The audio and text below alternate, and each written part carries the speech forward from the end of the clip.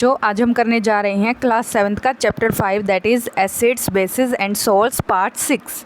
तो बच्चों अभी तक हमने वेरियस एसिड एंड बेसिस के बारे में पढ़ा, हमने इंडिकेटर्स के बारे में पढ़ लिया है। अब हम पढ़ने जा रहे हैं from one laboratory indicator that is phenolphthalein. तो हम न्यूट्रलाइजेशन के बारे में पढ़ चुके हैं। हमने जो फिनोल्फ्थलीन है उसके बारे में पढ़ा है कि वह लैब में प्रिपेयर किया जाता है। प्लस हमने यह भी पढ़ा था कि जब हम एसिड और बेस के साथ रिएक्ट करवाते हैं तो क्या बनता है, हमें सोल्ट मिलता है वाटर के साथ with the evolution of heat. इसके अलावा मैं आपको फिर से बताना चाहूँगी कि जो हमारा फिनोल्फ्थलीन होती है वह एसिड या बेस के साथ कैसा कलर देती है, हमें यह भी पता होना चाहिए। तो आज मैं आपको बताने जा रही हूँ जो फिनोल्फ्थलीन इंडिकेटर है एक्चुअल में वो एसिड के साथ रिमेन कलरलेस, कोई कलर नहीं देगा। लेकिन बेस के साथ फिनोल्फ्थलीन जब बेस के अंदर डाला जाएगा तो बेसिकली वो कैसा कलर देता है, वो देता है पिंक। इसका मतलब फिनोल्फ्थलीन बेसिकली किसके साथ कलर दे रहा है, बेस के साथ, और कैसा कलर दे रहा है, पिंक। जो भी बेस होगा तो फिनोल्फ्थलीन ऐड करेंगे तो पिंक कलर आएगा, अगर वो एसिड होगा तो कोई भी कलर नहीं आएगा। तो यहाँ याद रखना, यहाँ बताया भी हुआ है कि when the solution is acidic it remains colourless.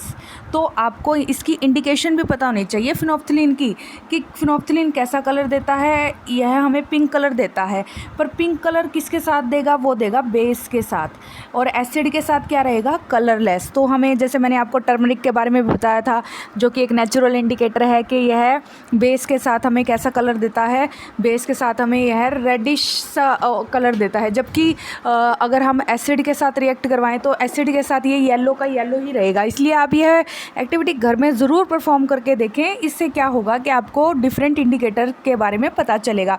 Even आप चाइना रोज़ का सॉल्यूशन लेकर उससे भी आप एसिड और बेस को देख सकते हैं कि क्या कलर चेंज होते हैं। ठीक है बच्चों। तो बच्चों आज हम शुरू करने जा रहे हैं 5.4 paragraph neutralization in everyday life. तो हमने न्यूट्रलाइजेशन को, जो रोज़मर्रा की ज़िंदगी होती है वहाँ पर न्यूट्रलाइजेशन हमें बहुत बार देखने को मिलता है, लेकिन हमने कभी साइंस मतलब हमने साइंस के वजह से कभी इस चीज़ को देखा ही नहीं। तो आज आपको कुछ एग्जांपल दिए जा रहे हैं और उनके थ्रू आप न्यूट्रलाइजेशन के प्रोसेस को देखेंगे। तो इंडाइजेशन, जब आपको बदहज़मी होती है, मतलब पूरी तरह से आप खाना पूरी तरह से डाइजेस्ट नहीं हो पाता, उस दौरान क्या होता है, our stomach contains hydrochloric acid. तो इम्पॉर्टेंट बात है कि हमारे स्टमक में कौन सा एसिड है, हाइड्रोक्लोरिक एसिड, जो कि हम चैप्टर 2 में ऑलरेडी पढ़ चुके हैं कि स्टमक के अंदर एसिड प्रेजेंट होता है। ठीक है, तो इस एसिड को फॉर्मूला क्या है, HCl। यहाँ पर हाइड्रोजन के लिए HCl मतलब क्लोरीन, तो क्या हुआ, हाइड्रोक्लोरिक एसिड।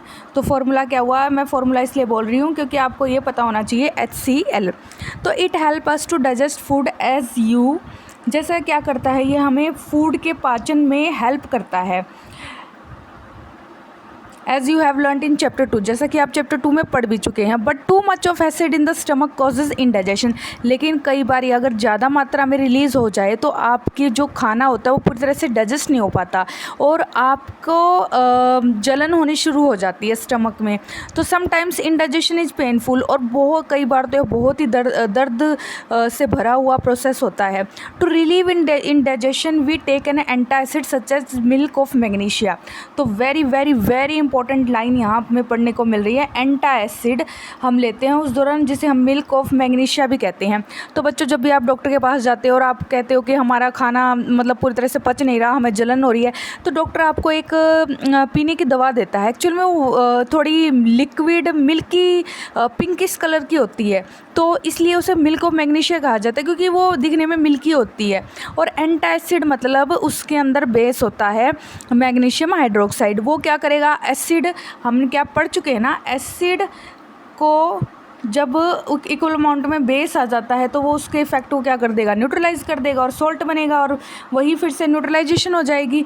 तो इसका मतलब है एसिड के इफेक्ट को दूर करने के लिए हम बेस का इस्तेमाल कर रहे हैं, और किस फॉर्म में कर रहे हैं, मिल्क ऑफ मैग्नीशिया। तो याद रखना कि एक एंटासिड का नाम जब भी पूछा जाए तो आप क्या बताओगे, milk of magnesia which contain magnesium hydroxide.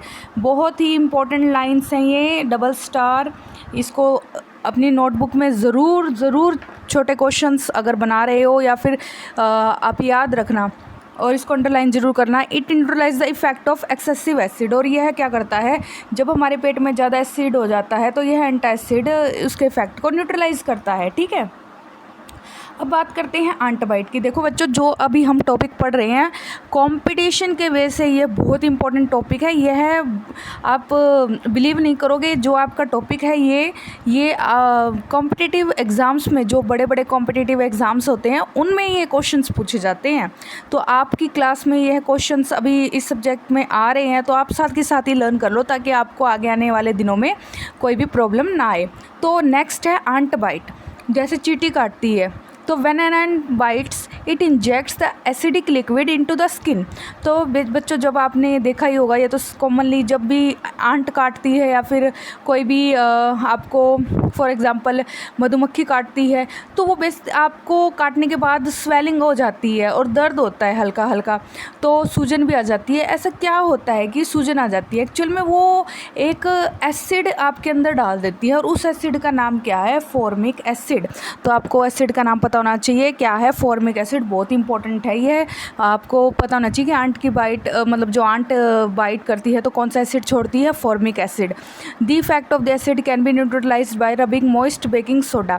अब इसने एसिड छोड़ा है, हम क्या करें? जैसे मधुमक्खी काटती है, आप क्या करते हो? फटाफट से कुछ लेकर आते हो, जैसे उस पर नमक रगड़ते हो या फिर कोई ऐसी चीज़ बेकिंग सोडा रगड़ते हो। ऐसे क्यों करते हो? क्योंकि एसिड के इफेक्ट को हमने क्या करना है? ख़त्म करना है। तो हम बेस को क्या करेंगे? उस पर अप्लाई करेंगे। तो मोस्टली आप क्या अप्लाई करें? Baking soda. तो बेकिंग सोडा का जो केमिकल नेम है, बहुत बार एग्जाम में पूछा जाता है, उसका केमिकल नेम क्या है? Sodium hydrogen carbonate. Sodium hydrogen carbonate. तो केमिकल फॉर्मूला हो जाता है Na, जो कि सोडियम को रिप्रेजेंट करता है, कैपिटल H जो कि हाइड्रोजन को रिप्रेजेंट करता है, CO3 जो कि कार्बोनेट को रिप्रेजेंट करता है। इसे आप साथ के साथ लिख ले।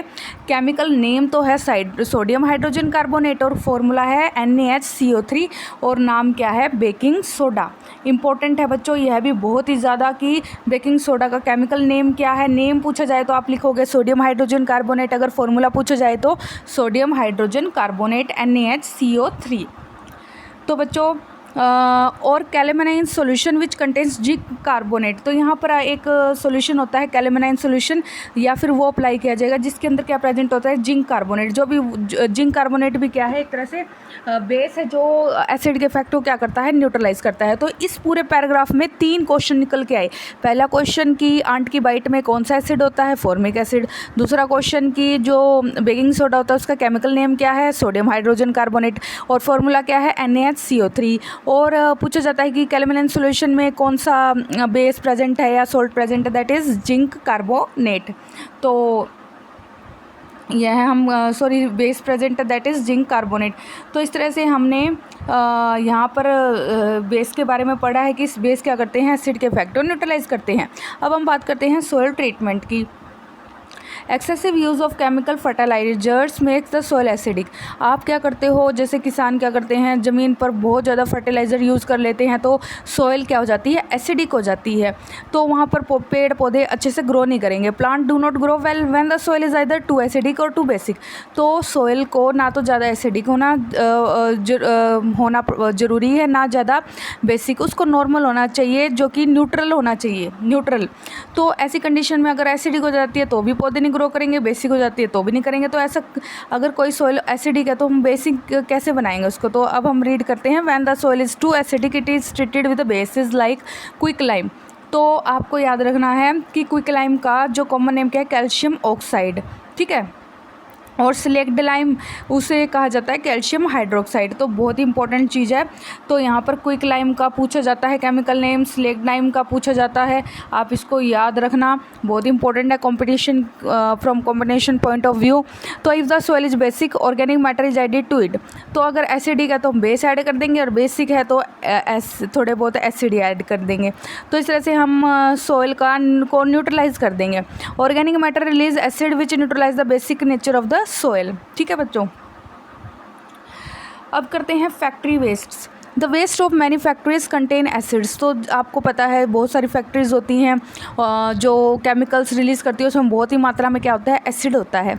If they are allowed to flow into the water bodies the acid will kill fish and other organisms. अगर वो एज इट इज़ अपना जो ये केमिकल वेस्ट है पानी में बहा देती हैं तो उससे क्या होगा, जो हमारी फिशेज़ हैं और भी जो ऑर्गेनिज्म है जो पानी में रहते हैं वो मर जाएंगे। The factory wastes are therefore neutralise by adding basic substances.